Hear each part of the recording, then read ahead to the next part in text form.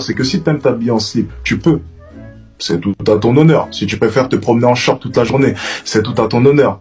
Mais moi, je suis coach. Et lorsqu'une femme viendra me voir et me dira, je ne trouve pas l'amour, mais je me promène en short toute la journée, je suis désolé, je suis obligé de pointer de cela cet élément. Mais techniquement, si t'aimes bien t'habiller en short, c'est tout à ton honneur. En tant que coach, quand une femme vient me voir et me dit qu'elle aime bien s'habiller en short et ça fait 3 ans qu'elle est célibataire, c'est tout à ton honneur. Mais toi là, je sais même pas tu vis dans quel siècle, dans quel monde pour avoir des idées aussi reculées. Genre en tant que coach, normalement tu es là pour améliorer des personnalités. Mais quel exemple tu donnes à une personne en disant que ouais, t'as pas l'amour parce que t'es en short? Genre toi, tu penses que quand on se ramène en short en date, c'est des shorts qui sont coupés à la machette ou c'est comment? On peut avoir des shorts qui font convenables, qui font tailleur, qui font bien habillés, qui ont quelques motifs africains et tout, qui sont beaux.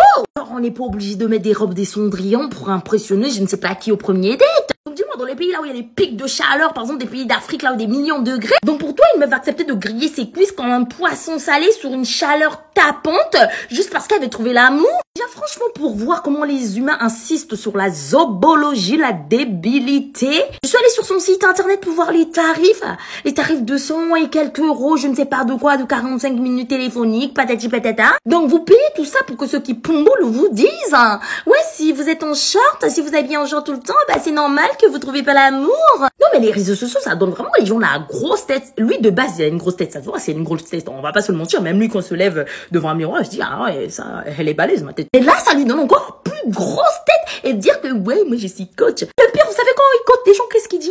Selon mon intuition, selon mon odorat, je sens, je vois, qui se prend pour Moïse, il croit qu'il va séparer la mer en deux, il pense que c'est un divin, que c'est je ne sais quoi, oui, selon mon intuition, cela, je juge, je pense, mais tu penses, mais tu juges quoi? À croire qu'il a eu 20 000 relations, du haut de ses 22 ans, il s'est levé le matin, tout potelé et tout, il a fini, il en avait marre de manger ses queues s'il vient ouvrir sa bouche, moi je vais vous donner des conseils, patati patata. Eh mec, tu es un arnaqueur.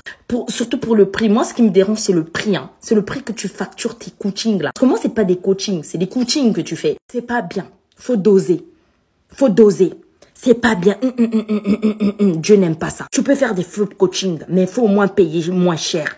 100 et quelques euros. Des coachings où tu dis aux gens ne pas mettre de shorts s'ils veulent trouver l'amour. Ozandoki, Ozavrendoki, papa nazo yebisayo, banda le loyo, okofuta masumuno Ozandoki. Ne partez plus sur ce coach.